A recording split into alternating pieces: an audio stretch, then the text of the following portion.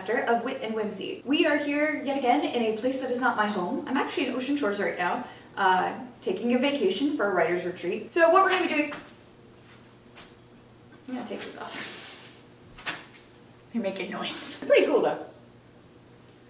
These are Freudian slippers. It says size matters on the bottom of these. You wear them when you say one thing but mean your mother. But we're not here to talk about mothers today. Let's get started. So we celebrated Father's Day this past weekend, or maybe you didn't, depends if your dad's a jerk. But we're gonna talk about my dad, who's awesome. It just makes me feel sad. Your dad probably doesn't suck, and I'm sure is very handsome, or at least well dressed. Since Wit and Whimsy is all about learning, it seemed just appropriate to sort of talk about how he was one of the biggest influences for me as a kid to just really feed curiosity. So one of the things my dad used to do when we'd go on road trips is he would quiz my siblings and I, or just tell us random facts. And to this day, I still remember one he told me. I think I was 5, because I wasn't 5 or 6. I was not in first or second grade. Not important, it's not important. But I remember he turned back in his seat and he looked us dead in the eye and he said, "Regardless what you learn, never forget that amino acids are the building blocks of protein." I had no idea what the heck that meant at the time, but I remember just those words, it stuck with me. Then came second grade, and my teacher asked the class if they knew what amino acids were, and my hand shot up, and I'm so excited, and I wanted to tell everybody what it was because I knew the answer, and I'd known the answer because I'd remembered, because I'd done exactly what my dad said, and it was a very Hermione Granger moment before Hermione Granger was a reference we could use, and sadly Harry Potter had not been invented yet. So, in honor of my father, this week we're going to do a little bit of cooking chemistry.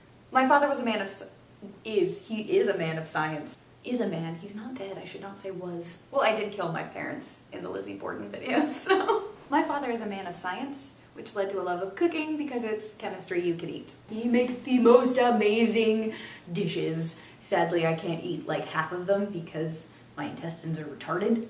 Probably shouldn't use that word. Pale and American. No, that is an accurate use of that word. Retarded means hindered. So today on Kitchen Chemistry, we're gonna try to French toast a waffle. I've been, much to my intestines' dismay, rekindling my love with French toast. So I figured, why not?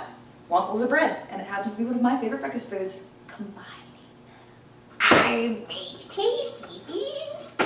If this was a Muppet, this would be Gonzo. This would be Gonzo. Waffle makers are the Gonzos of breakfast thing. Look, it's his nose. I love chickens! Ingredients! I actually am using Red Mill's gluten-free pancake mix to make the waffles.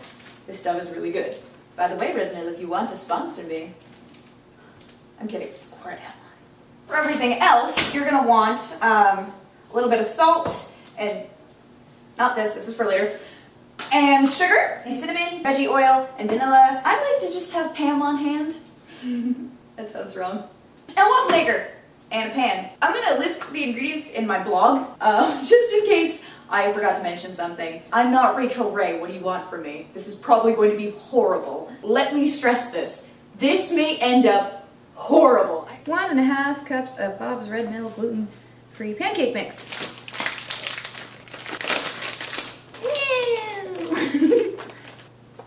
Got that. Yeah. What else do we need? We need an egg. Oh, ninja, one-handed. Suck it! 3/4 cup milk. Or whatever you use instead of milk. Alright, 3/4. Here. This whole thing is gonna go super fast because I'm a time lord. 1 Tibbs. Here are Tibbs. Now a Tibbs, if you're not familiar with your cooking lingo, is a tablespoon. Eat your heart out, Martha Stewart. This is gonna be skipped through, so I don't know why I'm bothering talking to you. Stir! Oh, probably want to turn on your waffle maker at some point. Whoa! Time Lord! Ah! So once this is done, I'm gonna recommend you let that waffle cool. I don't know, I use cold bread when I make normal French toast, so that makes sense in my brain. So now that your waffle is cool, I'm gonna take this and move this guy over here for a bit. We're gonna make a little French toast mixture. You're gonna take about 4 eggs, Break them in. 4, yeah. Time Lord, cup of milk. That's a lot. Mix. About a teaspoon of sugar. Cinnamon, always good. Because I always think of cinnamon French toast, the taste you can see. And cinnamon is delicious. I would like to tell you that I ever measure that. I don't. I eyeball cinnamon all the time. A little bit of vanilla. Alright, so we got our mixture. We've got our skillet on a medium-low heat. Whoa. Dang! Then we're going to get our waffle.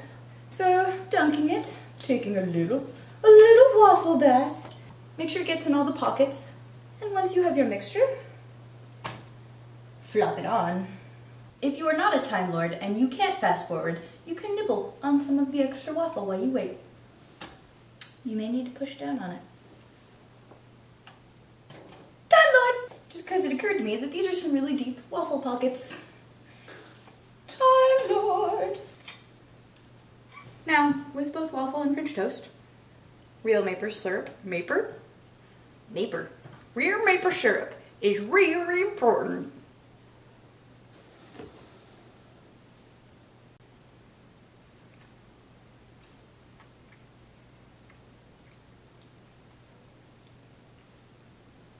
It's a little soggy, but I think I'm a fan. And you know what? You could probably fix that by baking it for a little bit and then putting it in the thing.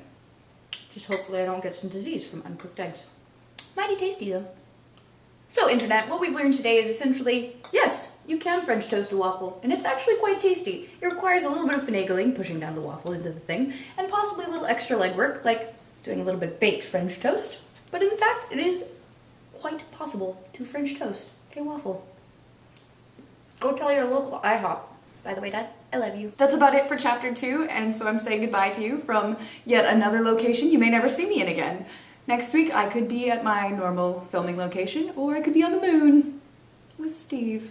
If you have something you want to learn about, leave your questions and suggestions in the comments below. Have a great rest of your week. See you in chapter 3.